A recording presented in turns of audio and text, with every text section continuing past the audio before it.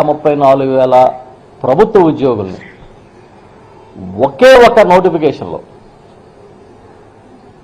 నియమించిన జగన్మోహన్ రెడ్డి గారి గొప్ప, ఇచ్చిన హామీని తొంగలోకి తొక్కి అధికారంలోకి వచ్చిన తర్వాత మూడవ సంవత్సరంలోకి అడుగుపెట్టాక 10,000 ఉద్యోగాలకి జాబ్ క్యాలెండర్ ఇవ్వడం గొప్ప అని నేను మిమ్మల్ని సూటిగా ప్రశ్నిస్తున్నా.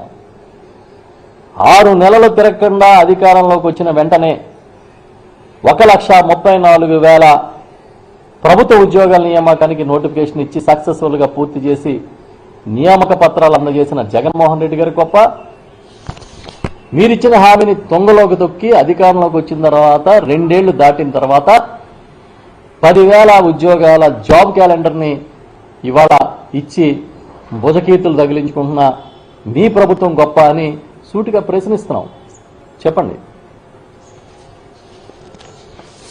ఆర్టీసీ విలీనం ఈ దేశంలో ఎవరైనా అంత సాహసం చేశారా? ఏ ముఖ్యమంత్రి అయినా అధికారంలోకి వచ్చిన తర్వాత ఇచ్చిన మాట ప్రకారం మొదటి 1వ 2వ క్యాబినెట్లోనే సమావేశాల్లోనే డెసిషన్ తీసుకుని 58,000 మంది ఆర్టీసీ ఉద్యోగుల్ని, కార్పొరేషన్ ఉద్యోగుల్ని ప్రభుత్వ ఉద్యోగులుగా మార్చిన ఘనత జగన్మోహన్ రెడ్డి గారిది. అవునా కాదా చెప్పమని అడుగుతున్నాం. ఒక ఆప్కాస్ ద్వారానే 96,000 ఉద్యోగాలు ఇచ్చారు. ఆసుపత్రుల్లో, బోధన ఆసుపత్రుల్లో, పిహెచ్సిలో, సిహెచ్సిలో, అవి కాకుండా కోవిడ్ కోసం స్పెషల్ రిక్రూట్మెంట్లు చేసి కేవలం కొద్ది నెలల కాలంలోనే పెద్ద ఎత్తున ఎంప్లాయీస్ని పారదర్శకంగా, ఈవెన్ కాంట్రాక్ట్ అవుట్ సోర్సింగ్ ఎంప్లాయీస్ని కూడా పారదర్శకంగా నియమించిన చరిత్ర జగన్మోహన్ రెడ్డి గారిదే. దీన్ని ఎవరూ చెరపలేరనేది కూడా ఈ సందర్భంగా నేను చెప్తున్నా. అసెంబ్లీలో కూడా అబద్ధాలు చెప్తారు చంద్రబాబు నాయుడు గారు. కూటమి ప్రభుత్వం పవిత్రమైన చట్టసభలోనైనా నిజాలు చెప్పరా మీరు అని మేము అడుగుతున్నాం. ఇవాళ 21 నెలల కాలం, పోనీ ఇది 22వ నెల అనుకోండి, ముఖ్యమంత్రి గారు శాసనసభ సాక్షిగా చెప్పిన ఉద్యోగాల సంఖ్య ఎంత? 6,28,320. అదే ప్రభుత్వం శాసన మండలిలో 5,72,380 మంది అంటారు ప్రభుత్వ ఉద్యోగులు. మరి ఏ లెక్క కరెక్ట్ అని మమ్మల్ని తీసుకోమంటారు చెప్పండి. తెల్లారు లేచి చూస్తే హెడ్లైన్లన్నీ ఏముంటాయి? లక్షల కోట్ల పెట్టుబడులు వచ్చేస్తున్నాయి, లక్షల ఉద్యోగాలు ఆల్రెడీ ప్రజలకు వచ్చేసినాయి, నిరుద్యోగులకు వచ్చినాయి అని చెప్తున్నారు. జనవరి 26న ఎన్డీటీవీకి చంద్రబాబు నాయుడు గారు ఒక ఇంటర్వ్యూ ఇచ్చారు, ఒక స్పెషల్ ఇంటర్వ్యూ. ఆ రోజు ఆ టీవీ ఇంటర్వ్యూలో ఆయన ఏం చెప్పారు? 18 నెలల కాలంలో దాదాపు 20 లక్షల కోట్ల పెట్టుబడులు తెచ్చాను, ఆ మొత్తం 23 లక్షల కోట్ల ఉద్యోగాలను తెచ్చింది ఈ రాష్ట్రానికి అని, 23 లక్షల ఉద్యోగాలను తెచ్చింది రాష్ట్రానికి అని చెప్తారు. అసలు ఏదైనా సంబంధం ఉందా? ఉన్న ఉద్యోగాలు పీకేసి మీరు తీసుకున్న నిర్ణయాల వల్ల చివరికి నిర్మాణ రంగం కూడా కుదేలైపోయి దినసరి పనిచేసే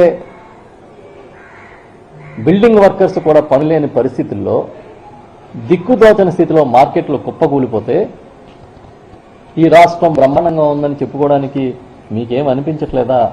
చంద్రబాబు నాయుడు గారు మీ సీనియారిటీకి ఏమనిపించట్లేదా అని నేను అడుగుతున్నా. ఇలా ఎన్నాళ్ళు మోసాలు చేస్తారు? 2024 అంటే అధికారం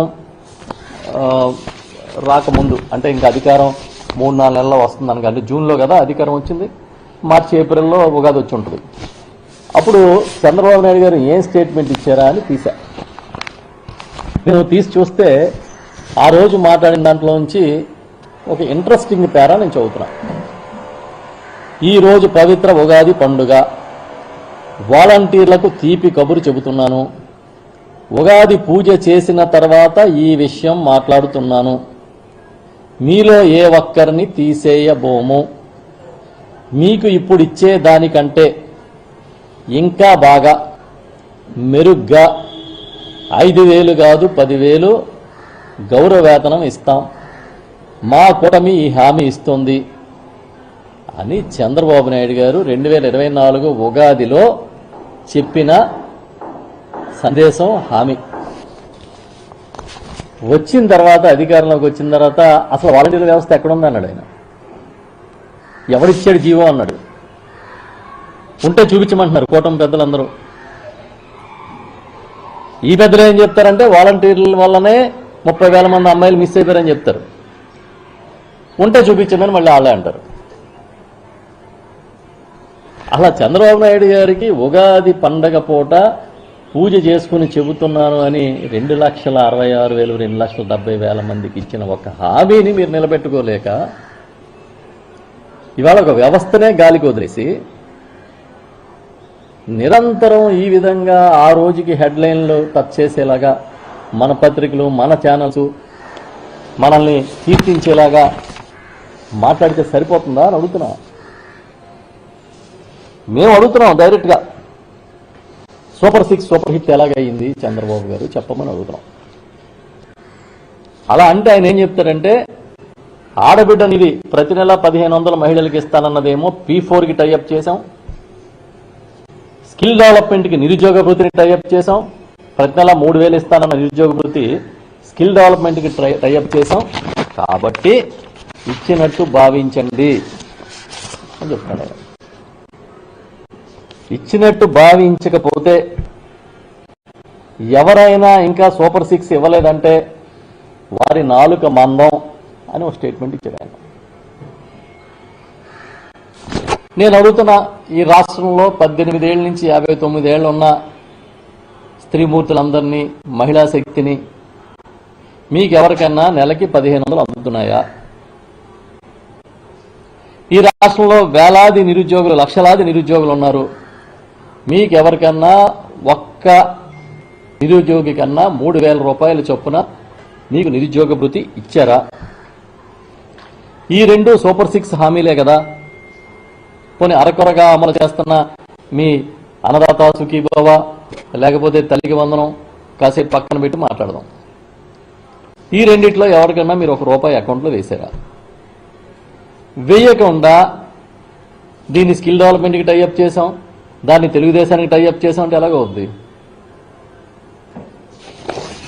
దేనికి ఏది టైఅప్ చేయడం కాదు, మన హామీ ఎంతవరకు టైఅప్ అయిందని. 2019లో